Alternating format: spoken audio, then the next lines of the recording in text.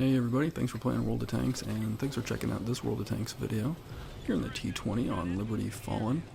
The gameplay that we're going to show is pretty decent gameplay, and are we going to focus on that, maybe a little bit of the deployment decisions, things like that. And the main thing we want to focus on is a kind of a decision opportunity that occurs about halfway through the match, give or take, and I think what we're going to see, what I expect we're going to see, is that the decision opportunity there turns out to be a pretty game-changing decision, and we'll consider what would have happened, how this match would have gone differently, or at least very well might have gone differently if some of the players had made different decisions.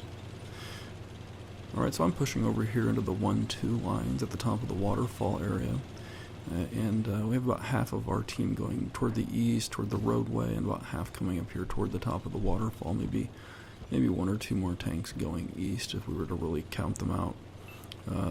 We have a light tank way down south there, about to be eliminated around J9. Anyway, so I think this area over here in this part of the map is important because you know, the team that controls this area at the top of the waterfall, I think, tends to have the quickest, the easiest, most efficient access into the two spawn areas, and hence into the two capture points, whether we're talking about defending those capture points or whether we're talking about capturing those capture points. And in a standard match, that's you know, always key to be able to have access to either one as you would need it or as you would want it. And so at this point we do eliminate almost all of the enemy vehicles over here.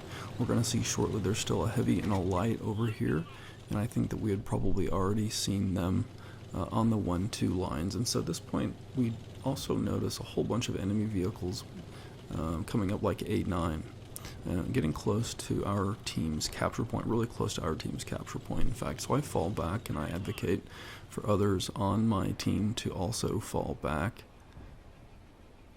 They're going to go ahead and fight off that light tank and that heavy tank. I don't know that it takes all of those 5 or 6 or 7 guys we have over there, probably 5 guys over there. I don't know that it took all 5 of them, but nevertheless, it certainly makes for some efficient fighting over there.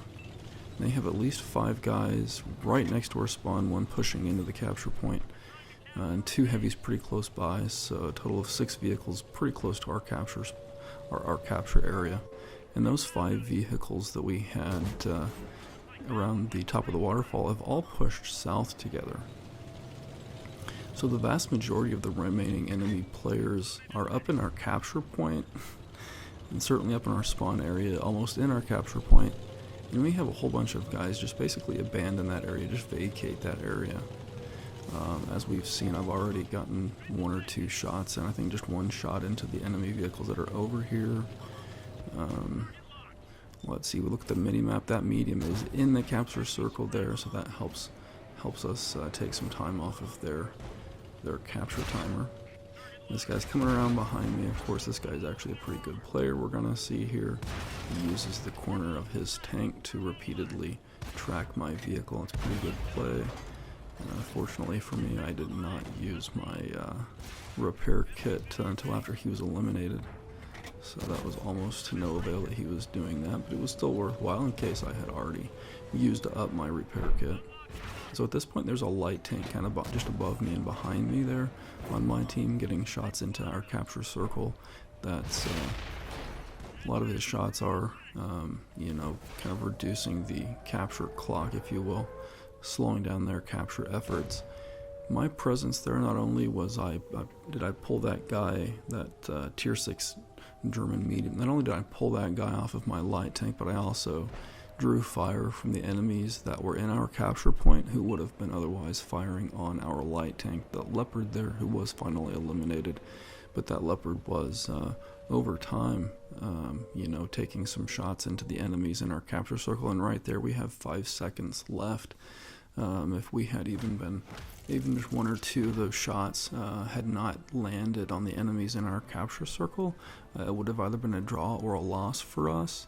It certainly was key that I went back there. If I had not gotten back, it would have certainly been a loss for our team.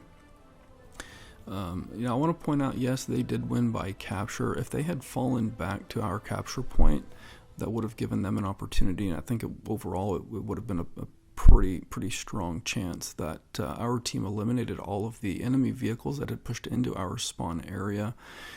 Would have given everybody a chance to earn more XP, more silver by doing that fighting, by eliminating all of those enemy hit points that remained in the map, and sometimes that's what you want to do.